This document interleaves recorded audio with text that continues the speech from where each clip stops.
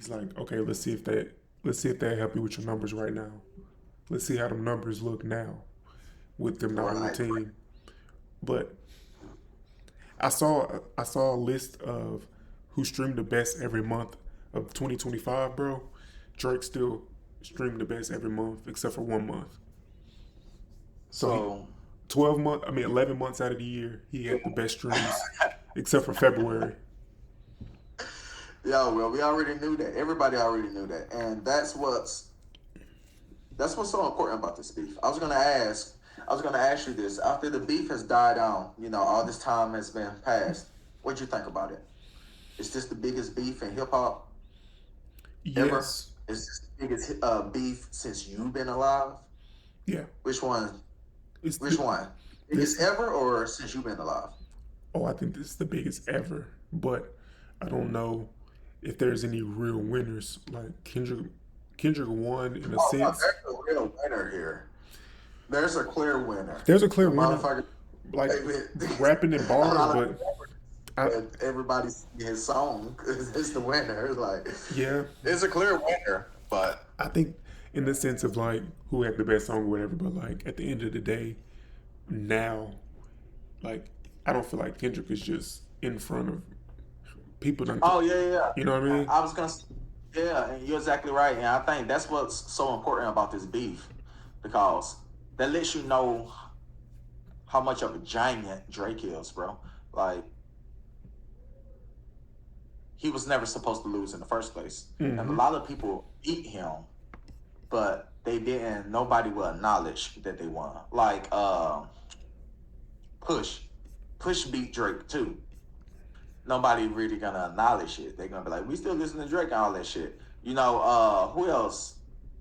Joe Budden. You know, if we talking about who actually was rapping against him and actually like could beat him in lyrics, and nobody will acknowledge that. They're like, nah, that didn't happen. You know what I'm saying? And it was a couple ones that Drake won, like the Meek Mill. You know, he did that. I think he was beefing with Common. We can go Mm-hmm. all the Drake's bit. But my point is, Drake is so big that pause that that even after Kendrick won, Drake is still number one. And that's what's so important about Kendrick winning because this dude was never supposed to lose in the first place. As you can see, it didn't hurt his legacy. Well, you know, depend on who you ask. But if you talking numbers, it didn't hurt anything. You feel me? Probably just for a tad bit. Kendrick was probably outstreaming him for a tad bit or whatnot. But yeah, yeah. So I think I think that's why it's the biggest beef because Drake was never supposed to. This was so one sided. You know what I'm saying? It's the best rapper alive against the most popular Mm-hmm. Yeah. artist. Exactly. You know what I'm saying? Exactly. That's Yeah. like someone being better than Taylor Swift and singing. They have like a compete off or whatnot. We the only genre Taylor that is so popular that it's not gonna matter. You know what I'm saying? yeah. So that's why I think this is with hip hop. Yeah. We the only genre that where it's it's this type of competitiveness. I've never seen two country artists beef, you know, or maybe they do, but they're not putting it on wax and like it's like the fan base has got to pick a side. You know what I mean? Like it's just But it's this is impossible. true competition right here. Hip hop is competition. Is Exactly. all music genres competition, or is it just entertainment? Hip hop is entertainment and competition. Yeah, hip hop is a It's a sport. sport. You know what I'm saying? Yeah, It's a sport. Compared to other genres, I don't think it's a sport. I think other genres is an art. Hip hop is a sport. You know, it's both, and but it's just and like the art. Yeah. yeah, yeah. I think I don't know. I think it hurt Drake. It hurt him in his heart more than it hurt him in real world. If that makes any sense, like it hurt him more Yeah. than it hurt. Yeah. Yeah. Yeah, it hurt his pride more than like any number or any statistic. But because it's like yeah, January number 1, February he's number 2 artist, and then every other month he's number 1 again. So it's like Right. I think only to add to this, I think Drake was feeling like every time Drake get to a, I'm speaking for him. Every time, this is my perspective. Every time Drake get to like a point, and I'm a Drake fan. I gotta keep pausing before I can make my point. And I'm a Drake fan.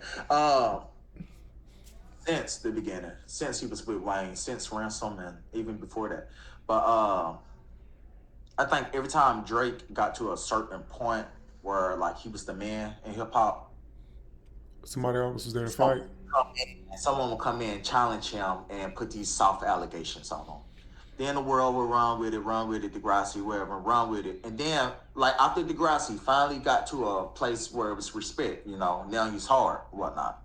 Then somebody come in, then he got to build up, he got to beat somebody. Now he's getting respect, then somebody come in. So I think after the push, it took Drake a little bit Mm-hmm. to get back on top. And now he's the number one artist. Everybody loving him. He's doing shit with J. Cole, stimulus package for everybody. And he's really the man about to drop. And then Kendrick come back in, and now he gives everybody a reason to come up with a new meme. Mm-hmm.